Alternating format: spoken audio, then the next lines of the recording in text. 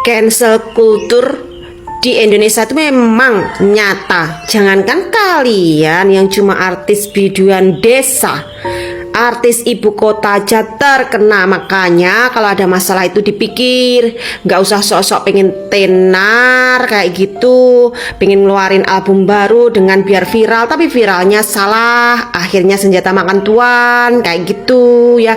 Contoh cancel culture yang ada, lihat Denada aja sudah mau diboikot ya. Kedua, dulu pernah ingat Mbak Farida Nurhan itu, lihat gara-gara dia membuli komen jelek di suatu makanan atau apa kayak gitu ya kemarin, sampai tuh sekarang utupnya berapa? Utupnya itu sampai mau dijualkan sekarang karena sudah nggak ada hasilnya kayak gitu loh.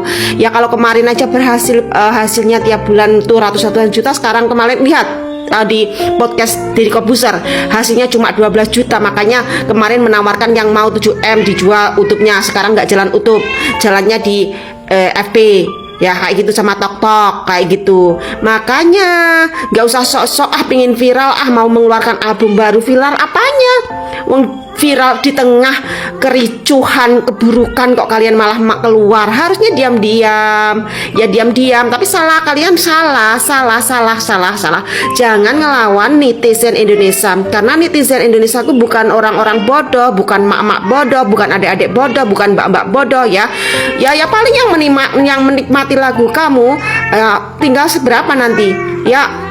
Kita semua nggak tahu loh, padahal kayak kita yang jauh itu nggak tahu tentang situasi kalian, tapi sekarang semuanya tahu. Ke blow up se-Indonesia sampai borok-borok aibnya sedetail mungkin tahu akhirnya.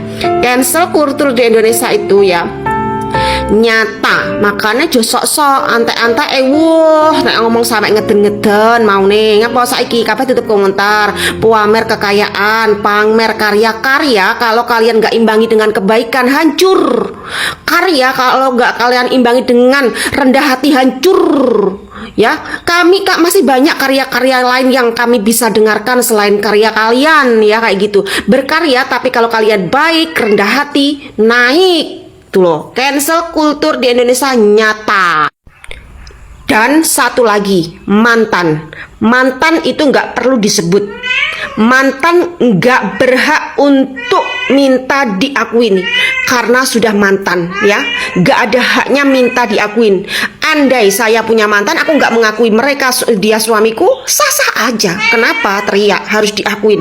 Karena sudah mantan ya. Mantan itu nggak ada artinya buat kita sekarang yang menjalani.